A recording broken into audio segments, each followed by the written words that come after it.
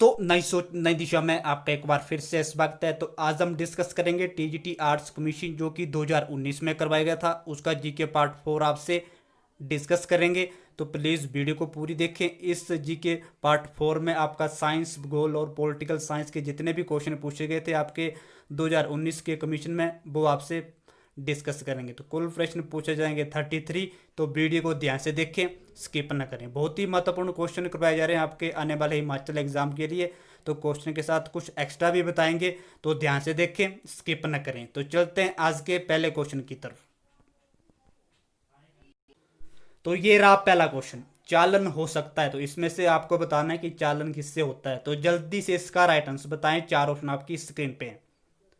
देखते हैं सबसे पहले किसका राइट आंसर आता है। तो वीडियो को ध्यान से देखें और ऑनलाइन टेस्ट का लिंक आपको डिस्क्रिप्शन मिल जाएगा, वहाँ से भी इसको आप डाउनलोड कर सकते हैं। यहाँ उसके ऊपर क्लिक करके भी आप उसके ऊपर अपना इवेल्युएशन करने के लिए टाइप इन टेस्ट दे सकते हैं। तो जल्दी से इसका राइट आंसर बताएं। तो इसका होगा इनमें से कोई नहीं। जो चालन हो सकता है वो इनमें से कोई नहीं थी। तो इसका ठोस, द्रव एंड गैस, तीन ऑप्शन राइट है।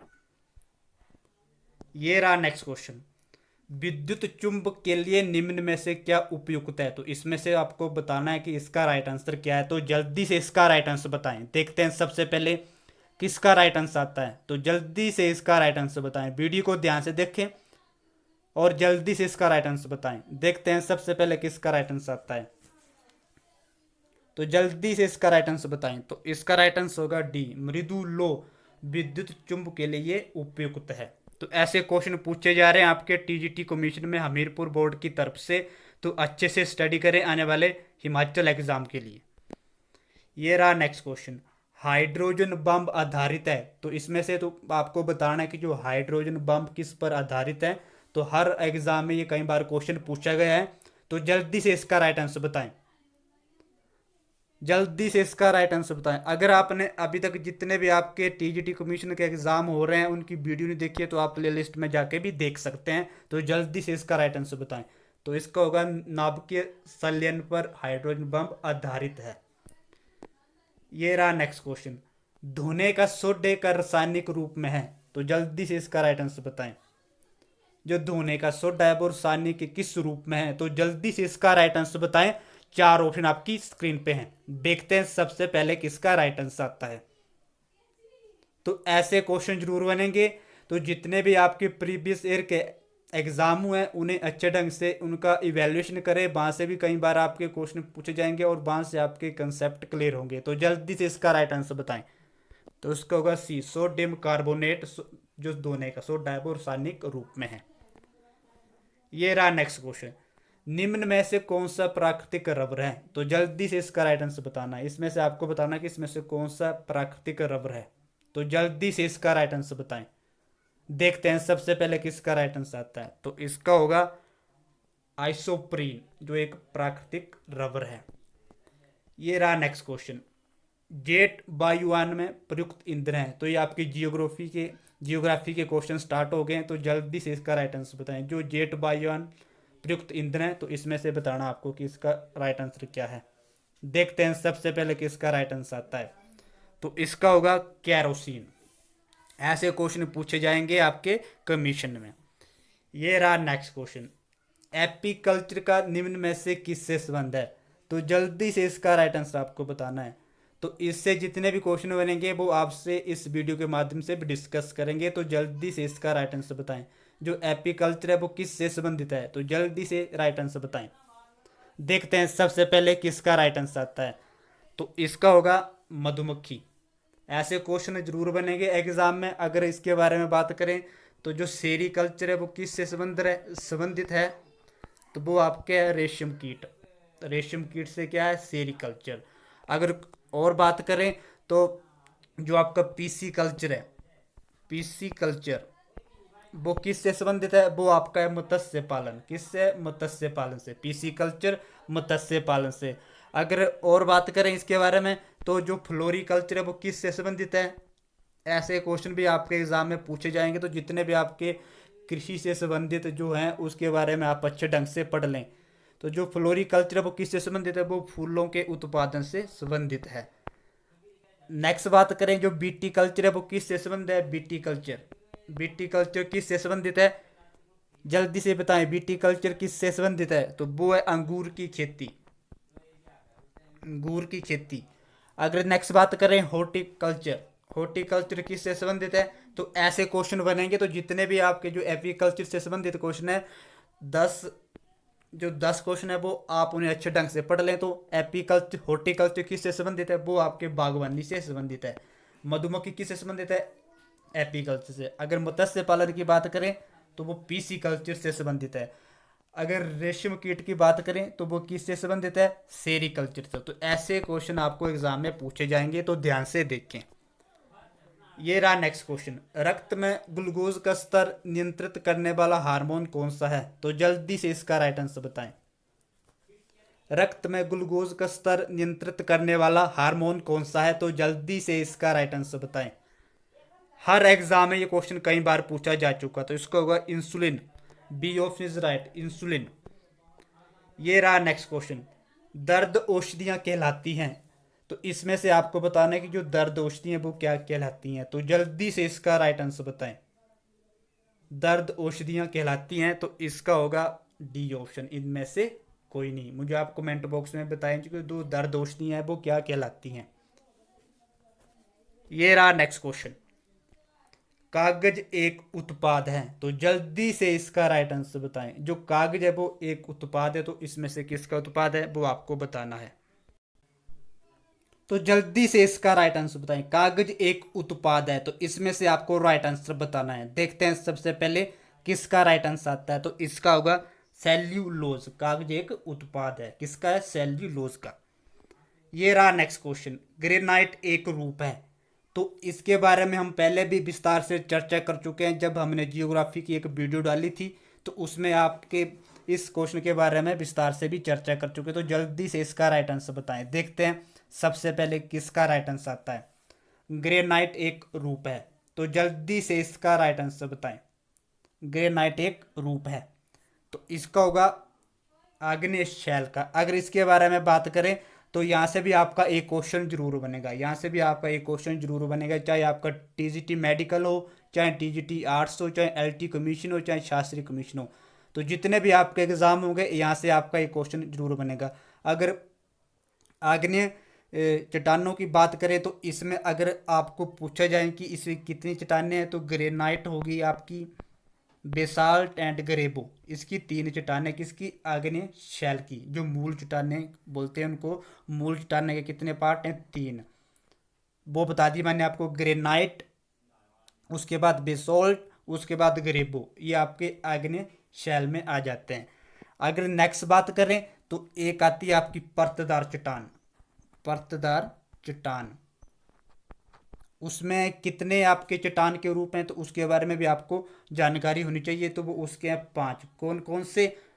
बालू पत्थर, बालू पत्थर के बाद आता है चूना पत्थर, चूना पत्थर। थर्ड बात करें डोलोमाइट, फोर्थ बात करें शैल, और फिफ्थ, अगर फिफ्थ बात करें तो कौन सा है? कोयला। तो मैंने आपको बता दिए 5 परतदार चट्टान के। अगर नेक्स्ट बात करें जो थर्ड चट्टान है वो कौन सी है? वो कौन सी है? रूपांतरित चट्टान। उसमें कौन कौन से आते हैं आपके? स्लेट। अगर आपसे ये पूछा जाए कि स्लेट किसका रूप है तो आप बताएंगे कायतांत्रित चट्टान का। जो रूपांतरित चट्टान है आपके उसमें 2 आते हैं आपके, एक स्लेट एक शिस्ट। तो यहाँ से आपका एक क्वेश्चन जरूर बनेगा। ये रहा नेक्स्ट क्वेश्चन, फियोर्ड तट सामान्यता होते हैं, तो जल्दी से इसका राइट आंसर बताएं। जो फियोर्ड तट है वो सामान्यता होते हैं, जल्दी से इसका राइट आंसर बताएं। तो इसका होगा नॉर्वे में। जो फियोर्ड तट है वो कहाँ होते हैं? नॉर्वे में। ये रहा नेक्स्ट क्वेश्चन, मानसून हवाएं किस श्रेणी के अंतर्गत आती हैं? तो जल्दी से इसका राइट आंसर बताएं। जो मानसून से जितने भी आपके क्वेश्चन बनते हैं वो आपके पहले भी हम डिस्कस कर चुके हैं कि यहाँ से आपका एक क्वेश्चन जरूर बनेगा। जो मानसून हवाएं चलती हैं पश्चिम भारत में, जो मानसून आता है वो कहाँ से आता है और कौन से मंथ में आता है? सबसे ज़्यादा किस मानसून में बारिश होती है और कौन से मंथ में बारिश होती है? तो ऐसे क्वेश्चन भी आपके एग्जाम में पूछे जाएंगे। तो जल्दी से इसका राइट आंसर बताएं। देखते हैं सबसे पहले किसका राइट आंसर आता है। तो चलती है वो भूमंडलीय हवाई, मानसून और वायु किस श्रेणी के अंतर्गत चलती हैं? तो ए ऑप्शन इज राइट। ये रहा नेक्स्ट क्वेश्चन। उष्ण कटिबंधीय चक्रवात गतिमान होते हैं, तो जल्दी से इसका राइट आंसर बताएं। उष्ण कटिबंधीय चक्रवात गतिमान होते हैं, तो जल्दी से इसका राइट आंसर बताएं। देखते हैं सबसे पहले किसका राइट आंसर आता है। तो इसका होगा पूर्व से पश्चिम की ओर। जो उष्ण कटिबंधीय चक्रवात होते हैं वो किस तरफ चलते हैं? पूर्व से पश्चिम की ओर। तो चक्रवात से जितने भी क्वेश्चन बनते हैं आप उन्हें ध्यान से पढ़ लें आने वाले टीजीटी कमीशन के लिए। यहाँ से भी आपको एक क्वेश्चन पूछा जाएगा जियोग्राफी के अंडर। ये रहा नेक्स्ट क्वेश्चन। सपाट शीर्ष वाले समुद्री उभार कहलाते हैं, तो जल्दी से इसका राइट आंसर बताएं। जल्दी से इसका राइट आंसर तो जल्दी से इसका राइट आंसर बताएं। तो इसका राइट आंसर होगा इनमें से कोई नहीं। जो सपाट शीर्ष वाले समुद्री उभार कहलाते हैं वो इसमें से कोई नहीं। ये रहा नेक्स्ट क्वेश्चन। निम्न में से कौन सी समुद्री धारा हिंद महासागर में आती हैं? तो जल्दी से इसका राइट आंसर बताएं। जो हिंद धाराएं वो कहां से आती हैं? तो जल्दी से इसका राइट आंसर बताएं। निम्न में से कौन सी समुद्री धारा हिंद महासागर में आती है? तो A option is right, Agulhas धारा। ये रहा नेक्स्ट क्वेश्चन। निम्न में से कौन सी मृदा काली मिट्टी के नाम से भी जानी जाती है? तो जल्दी से इसका राइट आंसर बताएं। निम्न में से कौन सी मृदा काली मिट्टी के नाम से भी जानी जाती है? तो जल्दी से इसका राइट आंसर है। तो मृदा से जितने भी क्वेश्चन बनते हैं आपके अच्छे ढंग से पढ़ लें कि कौन सी मृदा कहाँ पाई जाती है और किस देश में पाई जाती है, काली मिट्टी कहाँ पाई जाती है, काली मिट्टी किसके लिए उपयुक्त है, उसके बारे में भी आपको जानकारी होनी चाहिए। तो जल्दी से इसका राइट आंसर बताएं। तो इसका डी ऑप्शन राइट, जेमो जेम मृदा। ये रहा नेक्स्ट क्वेश्चन। निम्न में से क्या मरुस्थलीय वनों का लक्षण है? तो इसमें से आपको बताना है कि जो मरुस्थलीय वन है उनका क्या लक्षण है। तो जल्दी से इसका राइट आंसर बताएं। चार ऑप्शन आपकी स्क्रीन पे है, राइट आंसर आपको बताना है। तो इसका होगा नुकीली पत्तियां जो मरुस्थलीय वनों का लक्षण है। ये रहा नेक्स्ट क्वेश्चन। शक्कर मिलें आधारित होती हैं, तो जल्दी से इसका राइट आंसर बताएं। जो शक्कर मिलें होती है वो किस पर आधारित होती है? जब शक्कर बनाई जाती है तो वो कैसे बनाई जाती है? कच्चा माल आधारित, पावर आधारित, श्रम आधारित, बाजार आधारित। तो इसका होगा कच्चा माल आधारित शक्कर मिलें होती हैं। ये रहा नेक्स्ट क्वेश्चन। नेपाल भारत के साथ ही अन्य किस देश से सीमा की साझेदारी करता है? तो जल्दी से इसका राइट आंसर बताएं। जो नेपाल की जो भारत के साथ बाउंड्री टच करती है वो किसके साथ टच करती है उसके बारे में आपको बताना है। तो जल्दी से इसका राइट आंसर बताएं। तो सीमाओं से जितने भी क्वेश्चन बने उसे भी आप अच्छे ढंग से पढ़ लें। इस बार आपका सीमा से कौन सा देश टच करता, तो इस बार आपका जो मैकमोहन रेखा है, रेड क्लिफ रेखा है, 39 समांतर रेखा है, ऐसे क्वेश्चन पूछे जाएंगे आपके एग्जाम में, तो उन्हें भी आप अच्छे ढंग से पढ़ लें। तो इसका होगा सी ऑप्शन इज राइट, चीन। अगर नेक्स्ट बात करें तो अनाईमुडी शिखर कहाँ पर स्थित है? तो ये क्वेश्चन हम कई बार डिस्कस कर चुके हैं। तो जल्दी से इसका राइट आंसर बताएं। अनाईमुडी शिखर कहाँ पर स्थित है? तो जल्दी से इसका राइट आंसर बताएं। अनाईमुडी कहाँ पर शिखर जो स्थित है वो कहाँ पे है? तो A option is right, Sahyadri में स्थित है। ये रहा नेक्स्ट क्वेश्चन। विजयवाड़ा किस नदी के तट पर स्थित है? विजयवाड़ा किस नदी के तट पर स्थित है? तो जल्दी से इसका राइट आंसर बताएं। विजयवाड़ा किस नदी के तट पर स्थित है? तो जल्दी से इसका राइट आंसर बताएं। तो B option is right, Krishna. ये रहा नेक्स्ट क्वेश्चन। भारत की सबसे पुरानी नदी घाटी परियोजना है, तो चार ऑप्शन आपकी स्क्रीन पे हैं, राइट आंसर आपको बताना है। भारत की जो सबसे पुरानी नदी घाटी है की परियोजना है वो सबसे पुरानी कौन सी है? तो जल्दी से इसका राइट आंसर बताएं। तो वो है आपकी दामोदर। ये रहा नेक्स्ट क्वेश्चन। संविधान की प्रस्तावना में कितनी बार संशोधन हो चुका है? तो पॉलिटिकल आपकी स्टार्ट हो चुकी है, तो 6 से 10 क्वेश्चन आपके पूछे गए हैं, साइंस के भी, जियोग्राफी के भी और पॉलिटिकल साइंस के भी। तो जल्दी से इसका राइट आंसर बताएं। संविधान की प्रस्तावना पहली बार संशोधन कब हो चुका है और कितनी बार हुआ है, इसके बारे में भी आपको जानकारी होनी चाहिए। तो ए ऑप्शन इज राइट, एक बार। कब हुआ था? 1976 में संशोधन हो चुका है। संविधान को तैयार करने में कितना टाइम लगा था? 2 साल 11 माह और 18 दिन का समय लगा था। ये रहा नेक्स्ट क्वेश्चन। संविधान में निम्न में से किस रूप में भारत को व्याख्यात किया गया है? तो जल्दी से इसका राइट आंसर बताएं। जल्दी से इसका राइट आंसर बताएं। तो इनमें से कोई नहीं। ऐसे भी क्वेश्चन पूछे जाएंगे आपके पॉलिटिकल साइंस में। ये रहा नेक्स्ट क्वेश्चन। भारतीय संविधान में कितने मूलभूत कर्तव्य निहित है? तो जल्दी से इसका राइट आंसर बताना है आपको। भारतीय संविधान में कितने मूल कर्तव्य हमारे? तो जल्दी से राइट आंसर बताएं। इसमें इस क्वेश्चन में ये पूछा गया आपसे। देखते हैं सबसे पहले किसका राइट आंसर आता है। भारतीय संविधान में कितने मूल कर्तव्य हमारे? तो जल्दी से इसका राइट आंसर बताना आपको। देखते हैं सबसे पहले किसका राइट आंसर आता है। तो इसको होगा डी। अगर मूल अधिकार की बात करें तो वो कितने हमारे? 6। अगर इसको विस्तार से चर्चा करें तो समानता का अधिकार किस अनुच्छेद के तहत आता है? 14 से 18। अगर नेक्स्ट बात करें स्वतंत्रता का अधिकार किस आर्टिकल में? 19 से 22। अगर नेक्स्ट बात करें शोषण के विरुद्ध अधिकार, वो किस अनुच्छेद के तहत आता है? वो आता है 23 एंड 24।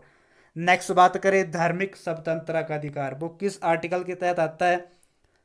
वो आता है आपका 25 एंड 28 आर्टिकल के तहत। नेक्स्ट बात करें संस्कृति एवं शिक्षा का अधिकार, वो किस आर्टिकल के तहत आता है? 29 एंड 30 के आर्टिकल के तहत आता है। तो इसके बारे में भी आपको अच्छे ढंग से जानकारी होनी चाहिए। 6 है आपका संवैधानिक उपचारों का अधिकार, वो किसके आर्टिकल के तहत आता है? 32।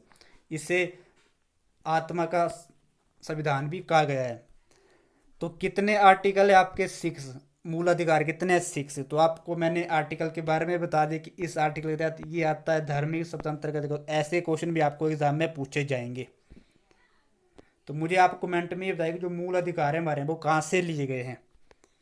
ये रहा नेक्स्ट क्वेश्चन। भारत के महान्यायवादी की नियुक्ति कौन करता है?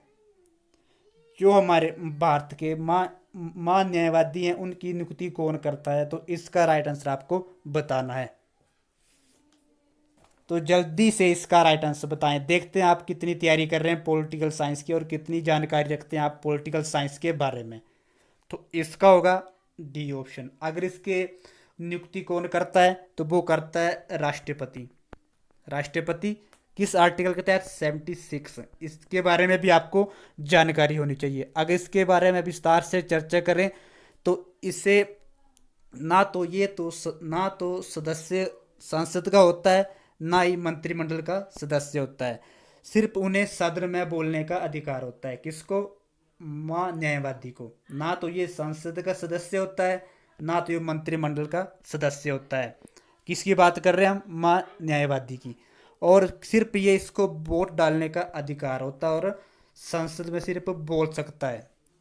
तो ये इस क्वेश्चन में ये बताया गया। तो मैंने इतने सारे क्वेश्चन बता दिए। न्यायवादी की नियुक्ति कौन करता है? राष्ट्रपति। ना तो ये संसद में बोल सकता है, ना तो इसको मंत्रिमंडल में, ना तो ये मंत्रिमंडल का सदस्य होता है। और इसकी नियुक्ति कौन करता है? राष्ट्रपति। तो सिर्फ ये मत डाल सकता है 86 आर्टिकल के तहत। ये रहा नेक्स्ट क्वेश्चन। लोकसभा में स्पीकर, लोकसभा अध्यक्ष एक जब मत क्या कहलाता है? लोकसभा में स्पीकर अध्यक्ष एक मत क्या कहलाता है? तो जल्दी से इसका राइट आंसर आपको बताना है। देखते हैं सबसे पहले किसका राइट आंसर आता है। तो जल्दी से इसका राइट आंसर बताएं। तो इसका राइट आंसर होगा क्या होगा? जल्दी से इसका राइट आंसर बताएं। तो ए ऑप्शन इज राइट, निर्णायक मत। ये रहा नेक्स्ट क्वेश्चन। संविधान में निम्न पर महाभियोग लगाने का प्रावधान नहीं है। तो इसमें से आपको बताना है कि जो महाभियोग लगाया जाता है वो इसमें से किसके ऊपर नहीं लगाया जाता है। तो जल्दी से इसका राइट आंसर बताएं प्लीज, जल्दी से इसका राइट आंसर बताएं। तो बी ऑप्शन इज राइट, राज्यपाल पर महाभियोग नहीं लगाया जा सकता है। इसके बारे में हम विस्तार से भी पहले चर्चा कर चुके हैं और कई बार क्वेश्चन इसको ग्रुप के माध्यम से भी पूछा जा चुका है। ये रहा नेक्स्ट क्वेश्चन। पंचायती राज को सबसे पहले निम्न में से किस राज्य ने अपनाया था? तो जल्दी से इसका राइट आंसर बताएं। जो पंचायती राज नियम था उसको सबसे पहले किस राज्य ने अपनाया था? देखते हैं सबसे पहले किसका राइट आंसर आता है। तो जल्दी से इसका राइट आंसर बताएं। जल्दी से इसका राइट आंसर बताएं। तो इसका होगा इनमें से कोई नहीं। अगर इसकी बात करें तो राजस्थान ने सबसे पहले इसको नागौर जिला वहाँ पे पंचायती राज की शुरुआत हुई थी। कब हुई थी? 2 अक्टूबर 1959 में। और सबसे पहले इसको किसने लागू किया था? पंडित जवाहरलाल नेहरू ने इसकी नींव रखी थी। और उसको कौन से आर्टिकल में रखा गया है? तो इसको 42 एंड 1993 अमेंडमेंट के तहत इसको रखा गया है। अगर इसकी बात करें तो 1957 में जो बलवंत राय मेहता समिति ने इसकी आधारशिला रखी थी। और इसके बारे में बात करें तो इसके बारे में जो इसमें कौन सा संशोधन हुआ था, 75 संशोधन हुआ था। इसके बारे में भी आपको जानकारी होनी चाहिए। अगर इसके बारे में और बात करें, पंचायती राज को पूरे भारत में कब लागू किया था, तो इसे किया था 24 अप्रैल 1990। कब किया था? 1993 में इसे पूरे भारत में लागू किया था। तो ऐसे क्वेश्चन भी आपके एग्जाम में पूछे जाएंगे, तो ध्यान से देखिए। ये रहा नेक्स्ट क्वेश्चन। भारतीय संविधान के किस अनुच्छेद में राष्ट्रीय आपातकाल का प्रावधान नहीं है? तो इसमें से आपको बताना है कि जो हमारा राष्ट्रीय आपातकाल का प्रावधान किस आर्टिकल में रखा गया है। तो आप मुझे जल्दी से इसका राइट आंसर बताएं। तो इसको होगा इनमें से कोई नहीं। तो आप मुझे कमेंट बॉक्स में बताएं कि किस आर्टिकल के तहत जो हमारा आपातकाल है वो रखा गया है। ये रहा नेक्स्ट क्वेश्चन। संसद के चुनावों में मत का अधिकार है एक। तो जल्दी से इसका राइट आंसर बताएं। जल्दी से इसका राइट आंसर बताएं। तो जल्दी से इसका राइट आंसर बताएं। तो इसका होगा, जल्दी से इसका राइट आंसर बताएं, कानूनी अधिकार। संसद के चुनावों में मत का एक अधिकार है, कानूनी अधिकार, सभी को वोट डालने का अधिकार है। ये रहा नेक्स्ट क्वेश्चन। राष्ट्रीय अल्पसंख्यक आयोग का गठन कब किया गया था? Last question. जल्दी से इसका राइट आंसर बताएं। जो राष्ट्रीय अल्पसंख्यक आयोग का गठन कब किया गया था? तो जल्दी से इसका राइट आंसर बताएं। देखते हैं सबसे पहले किसका राइट आंसर आता है। तो प्लीज जल्दी से इसका राइट आंसर बताएं। तो इसका होगा इनमें से कोई नहीं। अगर इसकी बात करें तो इसका आयोग का गठन कब किया गया था? तो 12 जनवरी 1978 में आयोग का गठन किया गया था। तो ऐसे क्वेश्चन पूछे गए आपके टीजीटी कमीशन में, जियोग्राफी के, साइंस के, पॉलिटिकल साइंस के। तो आशा करता हूँ कि वीडियो अच्छी लगे तो प्लीज़ चैनल को लाइक, शेयर एंड सब्सक्राइब जरूर कर लें, ताकि आने वाले हर वीडियो की अपडेट आपको ऐसे मिलती रहे। तो आज के लिए इतना ही, मिलते हैं अगली वीडियो के साथ। तब तक के लिए धन्यवाद।